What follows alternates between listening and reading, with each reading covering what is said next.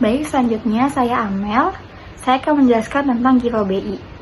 Sebelumnya, Giro itu adalah produk perbankan berupa simpanan dari nasabah perseorangan ataupun badan usaha dalam rupiah ataupun mata uang asing, yang penarikannya dapat dilakukan kapan saja dengan menggunakan marka cek dan biliet giro. Giro Bank Indonesia atau Giro BI merupakan rekening giro milik bank komersial dalam valuta asing ataupun dalam valuta rupiah di Bank Indonesia. Dengan Giro BI, Bank Data membiayai transaksi antara cabang maupun antar bank melalui penyelesaian clearing transfer. Di samping itu, dapat digunakan untuk membayar penarikan deposito yang relatif besar dan pemberian kredit. Transaksi yang berkaitan dengan Giro BI yang pertama itu ada transaksi clearing, penyelenggaraan transfer dana dan clearing berjadwal untuk memproses data keuangan elektronik pada layanan transfer dana, layanan clearing orkat debit, layanan pembayaran reguler, dan layanan penagihan reguler. Yang kedua itu adalah pemindahan bukuan dan pengambilan uang, dan yang terakhir itu adalah penyetoran uang tunai ke BI oleh bank komersial. GWM atau Giro Wajib Minimum merupakan dana atau simpanan minimum yang harus dipelihara oleh bank dalam bentuk saldo rekening giro yang ditetapkan di Bank Indonesia. Pada 1 Juli kemarin telah diterbitkan undang-undang dari Bank Indonesia bahwa terdapat perubahan Giro Wajib Minimum pada Bank Umum Konvensional, Bank Umum Syariah, dan Unit Usaha Syariah. Perubahan pengaturan GWM rupiah pada Bank Umum Konvensional menjadi 9,0% mulai 1 September, pada Bank Umum Syariah 7,5% mulai 1 September, dan begitu pun pada Unit Usaha Syariah berubah menjadi 7,5% mulai 1 September. Contoh soal transaksi Giro BI. Yang pertama itu adalah pengambilan tunai. Soalnya, tanggal 1 Januari 2022, Bank Mandiri Jakarta mengambil dana secara tunai di Bank Indonesia sebesar 100 juta rupiah. Buatlah jurnalnya. Jadi, kas pada debit Bank Mandiri itu bertambah 100 juta dan kredit Giro Bank Indonesia-nya berkurang 100 juta. Nomor 2, penyetoran tunai. Tanggal 4 Januari 2022, Bank Mandiri Jakarta menyetor tunai untuk Giro di Bank Indonesia sebesar 450 juta. Buatlah jurnalnya.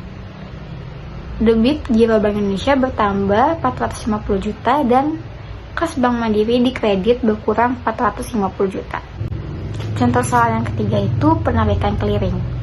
Pada tanggal 10 Januari 2022, Bank Mandiri Jakarta menerima tagihan dari Bank BCA Jakarta sebesar 120 juta untuk beban Panjaidan. Buatlah jurnalnya. Debit pada Giro Panjaidan sebesar 100 juta rupiah dan dikredit Giro Bank Indonesia-nya sebesar 100 juta rupiah. Yang keempat ada penyetoran clearing. Tanggal 15 Januari 2022, Bank Mandiri Jakarta menyerahkan wafat clearing ke BI, dan pada hari itu juga clearing kedua dinyatakan berhasil sebesar 250 juta. Buatlah jurnalnya. Keuntungan rekening Giro Panjaidan di debitnya Giro Bank Indonesia 250 juta dan dikredit Giro Panjaidan sebesar 250 juta. Di sini saya akan menjelaskan tentang giro di bank lain. Giro di bank lain merupakan saldo giro yang dimiliki oleh suatu bank dan disimpan pada bank lain, dalam bentuk mata uang rupiah maupun mata uang asing.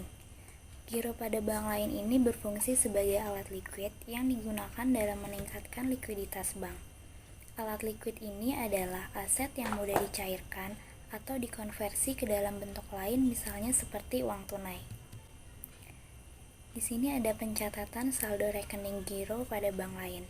Jadi dalam mata uang rupiah itu dicatat sebesar nominal saldo giro tersebut. Sedangkan kalau dalam valuta asing itu dicatatnya sebesar saldo valuta asingnya dan dikonversi ke dalam rupiah berdasarkan kurs laporan Bank Indonesia. Nah, di sini ada ilustrasinya. Giro pada bank lain itu diperlukan oleh bank umum itu karena adanya suatu transaksi. Nah, transaksinya itu berupa transaksi menampung pajak atau kerjasama antar bank dalam penggunaan mesin ATM, dan transaksi lainnya. Beberapa bank BUMN dan bank swasta tertentu itu ditunjuk oleh pemerintah sebagai bank persepsi.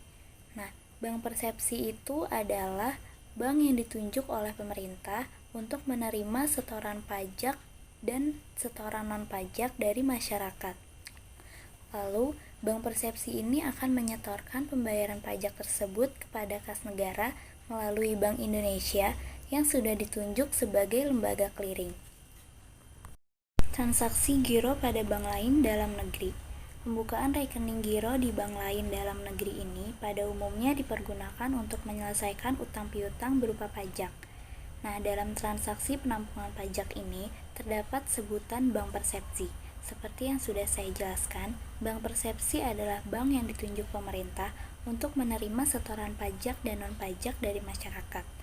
Lalu, dalam transaksi kerjasama antar bank, itu biasanya bertujuan untuk memberi pelayanan yang maksimal kepada nasabahnya. Misalnya itu berupa penawaran produk tabungan dengan memberikan fasilitas ATM bersama. Yang kedua, itu ada transaksi giro pada bank lain di luar negeri. Dalam transaksi perdagangan internasional, penempatan giro di bank lain itu dimaksudkan untuk menyelesaikan kewajiban utang piutang dengan bank-bank di luar negeri. Misalnya itu seperti pembayaran impor barang, pengiriman uang ke luar negeri, dan sebagainya.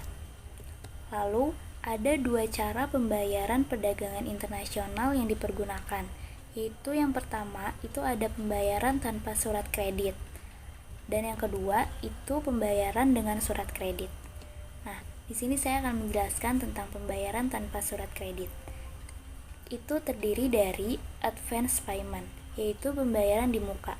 Nah, pembayaran ini tuh dilakukan oleh pembeli dengan cara melakukan pembayaran terlebih dahulu sebelum barang itu dikirim oleh si penjual.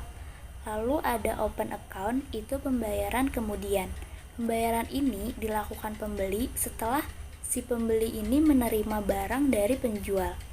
Yang ketiga ada collection, yaitu inkaso. Pembayaran yang dilakukan pembeli setelah pembeli ini menerima tagihan dari penjual. Dan yang terakhir itu ada consignment atau konsinyasi, yaitu berupa cara pengiriman barang-barang ekspor yang bersifat titipan untuk dipasarkan oleh penjual dengan kesepakatan harga tertentu. Jadi pembayarannya itu dilakukan setelah barang itu terjual. Namun pembayaran ini tuh memiliki kelemahan, yaitu si pemilik barang itu tidak dapat menentukan waktu penerimaan pembayaran karena harus menunggu barang tersebut laku terjual. Nah, pembayaran dengan surat kredit ini terdiri dari payment atau pembayaran, negotiation atau negosiasi, dan acceptance atau akseptasi. Di sini ada contoh transaksi giro pada bank lain. Bank Bima Cabang Bogor adalah bank yang ditunjuk sebagai bank persepsi. Pada tanggal 6 Januari, Bank Bima Cabang Bogor ini menerima setoran pajak dari masyarakat sebesar 10 juta rupiah. 40%-nya itu dari setoran tunai dan 60%-nya itu dari setoran rekening tabungan. Lalu, pada tanggal 10 Januari, Bank Bima Cabang Bogor menyetorkan pembayaran pajak tersebut sebesar 10 juta rupiah ke kas negara melalui Bank BNI, bank yang sudah ditunjuk sebagai lembaga clearing. Nah, di sini ada jurnal yang dibuat oleh Bank Bima Cabang Bogor. Pada tanggal 6 Januari, akunnya itu kas didebit 4 juta rupiah dan tabungan didebit 6 juta rupiah. Titipan pajak dikredit 10 juta rupiah. Lalu pada tanggal 10 Januari, titipan pajak didebit 10 juta rupiah dan giro pada bank lain yaitu Bank BNI dikredit 10 juta rupiah. Lalu jurnal yang dibuat Bank BNI saat dia menyetorkan ke kas negara, itu akunnya giro pada bank lain didebit 10 juta rupiah dan giro kas negara dikredit 10 juta rupiah. Transaksi yang kedua, pada tanggal 6 Januari, nasabah Bank Bima menarik uang tabungannya melalui mesin ATM bersama yang merupakan milik Bank ABC dengan jumlah penarikan sebesar Rp1.500.000. Pada tanggal 10 Januari, Bank ABC ini menagih atas transaksi nasabah kepada Bank Bima.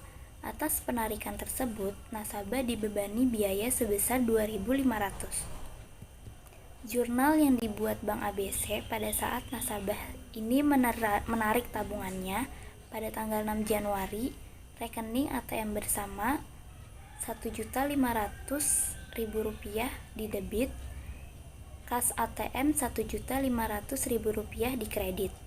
Lalu masih tanggal 6 Januari, giro pada bank lain yaitu Bank Bima Rp1.502.500 di debit, dan pendapatan komisi ATM itu biaya administrasinya Rp2.500 di kredit, dan rekening ATM bersama Rp1.500.000 di kredit.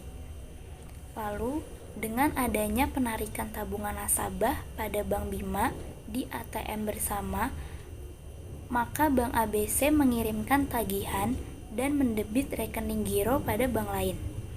Yaitu jurnal yang dibuat Bank Bima adalah pada tanggal 10 Januari, tabungan Rp1.502.500 di debit, dan giro pada bank lain Rp1.502.500 di kredit. Sekian penjelasan materi mengenai kas bank, giro BI, dan giro bank lain. Dari kelompok kami, kurang lebihnya mohon maaf. Wassalamualaikum warahmatullahi wabarakatuh.